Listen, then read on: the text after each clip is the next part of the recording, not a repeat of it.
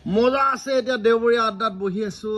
বজাৰ গ'লো, কলংপাৰ বজাৰ। লগত আছে আজি গগৈ দেই, একদম উজনিৰ এজন বিখ্যাত গগৈ। এয়া সুনীত গগৈ, সাংস্কৃতিক ক্ষেত্ৰখনৰ সকলোৱে চিনি পায় সুনীত গগৈ। আৰু উজনি নামনিয়ে গোটেইখন মিক্স হৈ আছোঁ। লগত লৈ লৈছোঁ দেৰগাঁৱৰ ভুজিয়া। এয়া মানে উজনিৰ দেৰগাঁৱৰ গোটেই তিনিটি মাল দেৰগাঁৱৰ হয়। আৰু এইজন হ'ল আমাৰ দৰঙীয়া সৰিয়হৰ চিপাঝাৰৰ। এতিয়া পূৰা টেকনিকেল কাম চলি আছে। আমাৰ লগত লৈ লৈছোঁ এয়া কমলা, হৰিয়ে লৈ আহিছে কমলা। এইটো দেৰগাঁৱৰ ভুজিয়া, এইটো বুনিয়া শেষ, এই অন্তিম পৰ্যায়ে ইয়াত ঢালি দিছোঁ।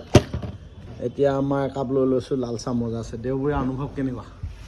ভাল। আজি বজাৰলৈ গ'লোঁ, আমি আগা পিছা হ'ল বাৰু। কৃষ্ণদাৰ লগত যোৱা কথা আছিলে, মই স্কুটি লৈ গুচি গ'লোঁ। যাব হৰিয়ে যিটো টুপি দিলে। বাকী বজাৰ কৰি আনিছোঁ চবেই। এতিয়া আমি চাহ খাবলৈ বহিছোঁ, তাৰপিছত হৈ থাকিব আৰু। মজা আছে। হৰি টুপি দিয়া কথাটো কৈ দিয়া। কালি মানে ষ্টুডিঅ'ত কি হ'ল, আমাৰ প্ৰায় 4টা বাজিলে। তাৰপিছতে শুই দিলোঁ। শুই দিয়াৰ পিছতে মই বাৰু উঠিলোঁ ঠিকেই। মই 8টামান বজাতে উঠিলোঁ। খালি আমাৰ ককাই নুঠিলে আকৌ। ককাইজন এনেও এলেহুৱা, ওপৰত উঠিব পাৰিব। তাৰপিছতে কিবা উঠাই মেলি লৈ আনিলোঁ।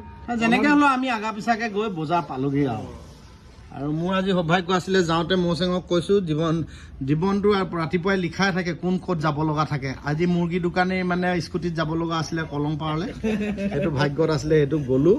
মজা লাগিলে। তথাপি আহি পাই এয়া একাপ লাল চাহ। মজা আছে। লৈ লৈছোঁ। সৃষ্টিৰ আঁৰৰ পৃথিৱীখন এইখন।